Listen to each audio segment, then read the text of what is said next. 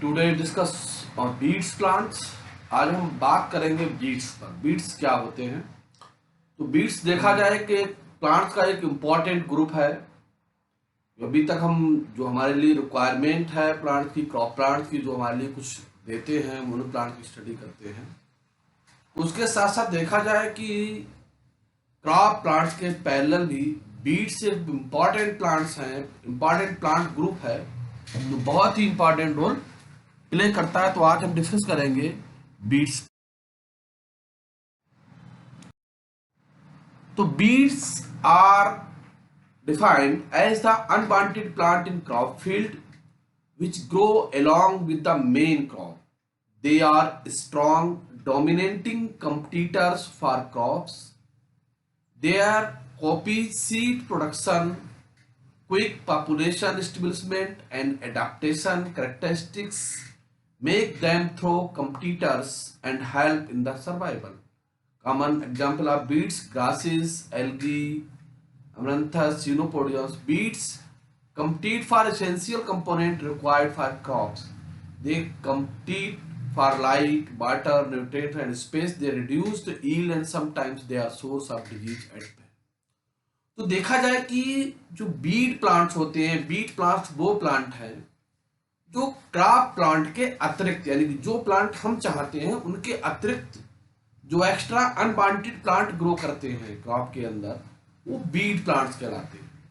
और बीड प्लांट्स जो होते हैं बहुत ही सशक्त कॉम्पिटिटर होते हैं क्रॉप प्लांट्स की अपेक्षा, और बहुत तेजी से ग्रो करते हैं, अपने को स्थापित करते हैं। उसकी वजह से क्या होता है कि जो क्रॉप प्लांट्स हैं और बीड प्लांट्स के बीच एक कंपटीशन छिड़ जाता है, कंपटीशन डेवलप होता है।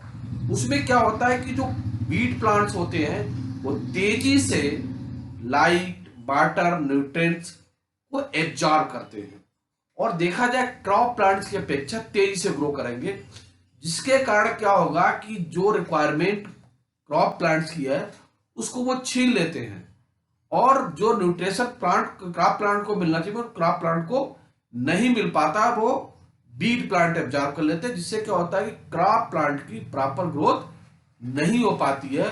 जब प्रॉपर ग्रोथ नहीं होगी तो क्रॉप प्लांट की यील्डिंग घट जाएगी। नंबर 2, उसमें क्या होता है कि जो बीड प्लांट होते हैं वो क्रॉप प्लांट में डिजीज फैलाने के लिए रिस्पॉन्सिबल होते हैं। बहुत सारे सोर्स जो होते हैं जो डिजीज फैलाने वाले होते हैं वो क्रॉप प्लांट के अतिरिक्त बीड प्लांट्स के ऊपर रहते हैं, जिससे कि बाद में वो क्रॉप के अंदर डेवलप करते हैं। Some weeds are found in frequently in the crop, this is Coccinia, this is the Sonchus, this is the solar. अब हम देखें कि बीड्स की स्टडी करने के लिए क्या करना चाहिए। सिस्टमेटिक स्टडी के लिए क्लासिफिकेशन ऑफ बीड्स, बीड्स को क्लासिफाई किया जाता है out of 2,05,50,100 plant species. Beads constitute about 250 species which are the predominant in agriculture and non-agriculture system. Under bird conditions, about 30 species in grouped as beads. तो इतने beads लगभग मिलते हैं। अब अलग अलग बीड्स हैं, कुछ अनवांटेड प्लांट्स की तरह ग्रो करते हैं, कुछ बैरन लैंड पे ग्रो करेंगे, कुछ क्रॉप के साथ करेंगे, और कुछ क्रॉप के साथ साथ डिफर हो जाएंगे, कुछ क्लाइमेट के अनुसार होंगे, कुछ सॉइल के अनुसार होंगे, कोई इकोलॉजी के अनुसार। डिफरेंट टाइप्स में होने के कारण को क्लासिफाई किया जाता है। तो पहला क्लासिफिकेशन का बेस क्या होता है? Based on life span, based on life span weeds are classified as annual weeds, biennial weeds and perennial weeds. तो एनुअल बीड्स वो होते हैं जिनकी life cycle 1 month to 12 month में समाप्त हो जाती है। बाइनियल प्लांट वो होते हैं जो अपनी लाइफ साइकिल पूरी तरीके से 2 साल में पूरी करते हैं, और जो 2 से अधिक साल में लाइफ साइकिल कंप्लीट करते हैं इसका पेरिनियल बीड्स कहलाते हैं। तो annual weeds they live only for a season और year, a complete their cycle in the season year called annual weeds. These are small hearts with shallow roots, weak stem, produce seed profusion and made of propagation of commonly through seeds.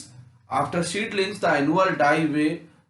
The seedlings germinate, start to the next generation in the next season year following. Most common field beets are annuals. The example monsoon annuals, Comelina bengalensis, Borabia erecta, Chenopodium. Biennial beets, they complete the vegetative growth in the first season, flower and set seeds in the succeeding season, and then die. They are found mainly in the non-crop areas. तो ऐसे है कि जो पहला साल तो उनका vegetative growth में समाप्त हो जाता है और दूसरी साल में फ्लावरिंग और सीड का फॉर्मेशन होता है, उसके बाद वो डाई हो जाते हैं। और ऐसे मोस्टली बीट्स जो होते हैं non crop land, non crop area में उगते हैं। अल्टरनेटा एक्नेटा डाकस। Perennials. Perennials live more than 2 years and may live almost identified. They adapt to the withstand the adverse condition. They propagate not only through the seeds but also by underground stem, roots, rhizome, tubers, etc. And hence they are further classified into simple perennials, plants propagated only by seeds, Sonchus arvensis; bulbil perennials, the plants which possess a modified stem with the scales are reproduced mainly from the bulbs and seeds, allium. Chrome perennials, plants possess modified shoots or fleshy stem and reproduce through the chrome and seeds. Creeping perennials reduce through seeds as well as one of the following: rhizomes, plant having underground stem, sorghum alpensis; stolons, plants have horizontal creeping stand above the grounds, or Cynodon dactyline; roots, plant having the large root system with numerous buds, Convolvulus arvensis; tubers, plant having modified rhizome adapt to the storage of food, Cypress. तो based on ecological affecting, तो अब हम बात करेंगे कि ecology के according कितने प्रकार के होते हैं। पहला हमारा है wetland weeds. They are tender annual, the semi-aquatic habitats. They survive time and they under waterlogged, partially condition, propagated in chiefly the seeds, Ammonia basifera, Eclipta alba, garden land beets, dry land beets। तो ट्राइबलस तो बहुत सारे हैं इस तरीके से। Water के अंदर कौन कौन से बीट उगते हैं, कुछ नमीदार बीट्स होते हैं जो सेमी एक्वाटिक कंडीशन में ग्रो करते हैं, तो वो इस इकोलॉजिकल टाइप आते हैं। दिस इज द, तो ये बीट्स हम जो देख रहे हैं ये हाइड्रोफिटिक कंडीशन में मिलते हैं, जीरोफिटिक कंडीशन में मिलते हैं जहाँ पानी की कमी होती है, पैरालैंड पर मिलते हैं कुछ, ये आर्जिमोन मैक्सिकाना है, ट्राइबलस है, इस तरीके से इस हमारे प्लांट्स हैं। Based on the soil type, weeds of black cotton soil, these are often closely allotted to those grow in the dry condition, Aristolochia recta. Beets of red soil, they are like beets of garden lands, consisting of various classes of plants, Comelina bengalensis. Beets of light sandy loamy soil, beets occurs in showing good drainage, Locust aspera. Beets of laterite soil, Lantana camara. तो इस तरीके से soil के आधार पर beats होते हैं। Cotton soil, red soil, loamy soil, laterite soil, इनमें अलग अलग तरीके के बीट्स हमारे ग्रो करते हैं। ये जो बेसिकली और देखा जाए इंडिकेटर ऑफ सॉइल भी होते हैं, तो सॉइल के अनुसार ही बीट्स ग्रो करते हैं। Based on place of occurrence, यानी कि कहाँ उगते हैं उसके आधार पर। बीट्स ऑफ क्रॉप प्लांट, तो क्रॉप के अंदर कोई बीट्स ग्रो कर रहा है तो क्रॉप बीट्स कहलाएंगे। Major weeds infest to the cultivated land causes hundreds of the farmer successful crop production. Phalaris minor गेहूं में होता है, गेहूं का मामा बोलते हैं। Weeds of the pasture land, weeds found in the pasture ग्राजिंग land, वो खाली चरागाह में पड़े रहते हैं। बीट्स ऑफ बेस्ट लैंड, वो खाली जगह पड़ी हुई है, corner field, margin of channel, वहां ग्रो करते हैं। गैंड्रोप्सिस पेनिकुलेटा, कोलोट्रोपिस इंगेटिका। बीट्स ऑफ प्लेग्राउंड, यानी कि खेल के मैदान में ग्रो करते हैं। अल्टरनेथिरा है, ट्राइबलस है। तो इस तरीके से बीट्स उत्पत्ति के आधार पर रखा गया है। बीट्स ऑफ ओरिजिन, उत्पत्ति के आधार पर। Indigenous weeds, all the native beets of country are coming under the group most of beets are indigenous, लेकिन जो किसी पर्टिकुलर कंडीशन वहीं उगते हैं कहीं नहीं उगते हैं तो उन्हें इंडिजिनस बीज कहते हैं। इक्लिप्टा इंडिका, एबुट्रान इंडिकम। इंट्रोड्यूस एक्जोटिक बीज, जो किसी दूसरे देश से दूसरे स्थानों से कहीं लगाए जाते हैं उन्हें एक्जोटिक बीट्स कहते हैं। These are beets introduced from the other countries. These beets have normally troublesome and control become difficult. Parthenia haptoris, Ferris minor. तो ये जो देखा जाए हमारे बीट्स जो हैं वो एक्जोटिक बीट्स हैं बेस्ड ऑन कॉटिलीडन नंबर। तो कौन से बीट्स कॉटिलीडन्स के नंबर देखा जाए तो मोनोकार्ड्स और डाइकार्ड्स में डिवाइड किया गया है बेस्ड ऑन सॉइल पीएच। ये सॉइल वाली एसिडिक है बेसिक है उसके आधार पर सीड्स ग्रो करते हैं। Based on morphology, based on morphology of plants with beads are classified in three categories. These are the most usually classified in the bead science. Grasses, all the beads come under the family Poaceae. तो जितने भी grasses है mostly Poaceae family members हैं और Cyperaceae members हैं। तो इसमें क्या होता है characteristics having long narrow spiny leaves. The example are Conicola colinum, Cynodon declinum, Cedis. The beads belong to family Cyperaceae. Under the group the leaves mostly form base having a modified stem without tubers. The example of Cypress rotundus. Broad leaves, चौड़ी पत्ती वाली grasses आती हैं. Major group of beets are other families. Beets come under this except the clusters earlier. All dicotyledons beets have broad leaves. Example of Flevera, Stelias, Digitaria arvensis, Tridex. तो ये beets जो है तो बेसिकली देखा जाए beets सबसे ज्यादा जो मिलते हैं वो साइप्रस और पोएसी मिलते हैं। बाकी हमारी सोलनेसी फैमिली है, स्ट्रेसी है। तो इस फैमिली में बहुत सारे प्लांट जो है जो बीट्स आइडेंटिफाई किए गए हैं based on nature of stem. Stem के आधार पर based on the development of bark tissue, stem, branches, weeds classified the woody, semi woody and herbaceous plant. तो वुडी स्टेम्स जो होते हैं जिनकी जो स्टेम जो होता है वुड होता है हार्ड होता है woody stems are root shrubs. Under shrubs cultivated weeds का लेंटाना के हमारा आएगा, प्रोसोपिस जोडिफेरा आएगा। सेमी बीट्स जो सॉफ्ट होते हैं लेकिन कॉटन स्पेल होता है। हार्बेसियस जिनमें वुडी नहीं होता stem. Weeds having green succulent stems, common occurrence in this breeders. Based on space कुछ स्पेशल टाइप के होते हैं, कुछ हमारे पॉइजनस बीट्स होते हैं, कुछ खाने वाले होते हैं, कुछ पैरासिटिक होते हैं, अलग अलग डिफरेंट टाइप के बीट्स होते हैं, उनको क्लासिफाई किया गया based on the various class of weeds. Few other diverse special attention due to that specificity. They are poisonous beets, parasitic beets, aquatic beets. Poisonous beets, they are poisonous beets causes almost livestock resulting death and causing loss. देखिए अगर जानवर को खा लेता तो वो मर जाएगा। These beets are harvested along the fodder grasses, feed to cattle while grazing. Cattle consume the poisonous plant. धतूरा है और poisonous animal and the human beings. जूरा एनिमल और ह्यूमन दोनों के लिए जो हमारा पॉइजनस अगर वो खाते तो मर जाएगा। Variants of the Withania somnifera seed of Abrus precatorius are poisonous. तो इसके सीड भी पॉइजनस होते हैं। Parasitic plants, these parasites weeds the total parasite which means the weeds depend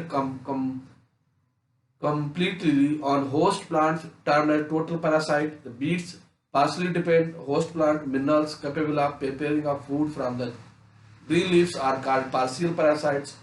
Those parasites which attack roots termed as root parasite, which attack shoots is a stem parasite. A typical example of total root parasite, orobenki, tobacco, partial root parasite, Striga luctica, sugarcane and sorghum.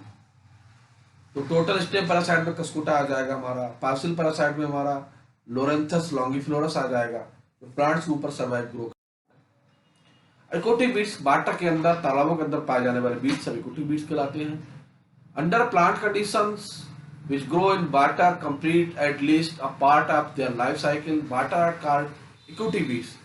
They are further grouped into 4 categories as submerged, immersed, marginal and floating beets.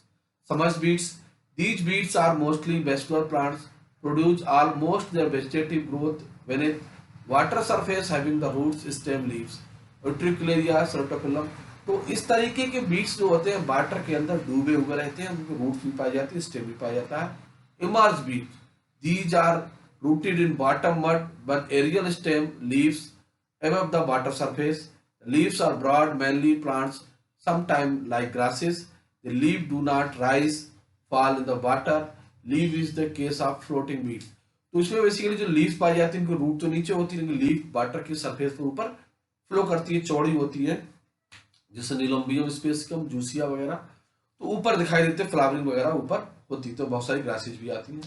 Marginal beet. Most of the plant emerged beets can grow in moist shoreline areas with a depth of 60 to 90 meter water. Beets with size in the habitats. The important genera comes under the type of polygonum. बहुत सारे beats जो होते हैं आधे पानी में रहते हैं, बाहर रहते हैं, तो उनको मार्जिनल बीट्स कहते हैं. फ्लोटिंग बीट्स जो पानी के ऊपर तैरते हैं, सरवाइव करते हैं. The weeds having the leaves floating water surface either slightly cluster. Some beets are free floating, some rooted. Mud bottom leaves arise, fall as water. Leaves increase to decreases. Cornea, Crespus, Pistia, Asteris, Salvania, Nymphia. तो ये plants हमारे basically क्या होते हैं, ये rooted भी होते हैं और रूटेड फ्री भी होते हैं, जो वाटर सरफेस पर फ्रीली मूव रहते हैं. दूसरा हमारा आता है नॉक्सियस बीट, यानी कि जो सॉइल के लिए हानिकारक होते हैं. एक्जोटिक प्लांट हमारे एंडेमिक प्लांट के लिए हानिकारक होते हैं. तो मॉन्टन ने ला दिया था एक, एनी एक्जोटिक प्लांट स्पीसीज में बी इंट्रोड्यूस स्टेट में render and unfit for agriculture, forestry, livestock, wild life, other beneficial use of many harm native plant community. लेकिन ऐसे प्लांट जो हमारी एंडेमिक स्पीसीज, हमारे देसी प्लांट्स के लिए हार्मफुल होते हैं, वो क्रॉप प्लांट्स हो, फॉरेस्ट के प्लांट हो, वाइल्ड लाइफ को हो, तो उन प्लांट्स को हम नॉक्सियस बीड कहते हैं. इससे पार्थिनियम है, जहां भी ग्रो करती है वो हमारे सॉइल को टॉक्सिक सब्सटेंस करती है, और हमारे जो नेटिव प्लांट्स है, हमारे जो एंडेमिक प्लांट है, इंडिजिनस प्लांट है, वो आसपास सर्वाइव नहीं कर पाते. How do noxious weed classified? The state design the noxious weed are classified to 5 different parties, 1A, 1B, 2A, 2B, 3. The ranking system based on the management techniques used the control of species as per presence of density. On Montana, there are the only one species of noxious beet listed, purity A1, and currently the plant yellow fertile not present in the state. Under the purity listing, there a brief description what is to be done. The species listed under the purity is found. Also listed under purity heading species including specific name. Deal characters of weeds, weeds के characters क्या होंगे, तो बहुत सारे discussion हम इस पर करेंगे. व्हाट इज सक्सेसफुल बीट्स, क्या में कैसे बनते हैं, germination requirement fulfilled many environment, discontinuous germination, great seed longevity, rapid growth through out the vegetative phase, flowering, continuous production, self competitive grass, pollination. तो जो बीट्स होते हैं उनमें सबसे बड़ी बात होती है कि वो बहुत सारे क्लाइमेट में ग्रो कर सकते हैं, साथ में उनका जर्मिनेशन आगे पीछे हो सकता है, और उनका सीड जो है बहुत लंबे समय तक सर्वाइव कर सकता है.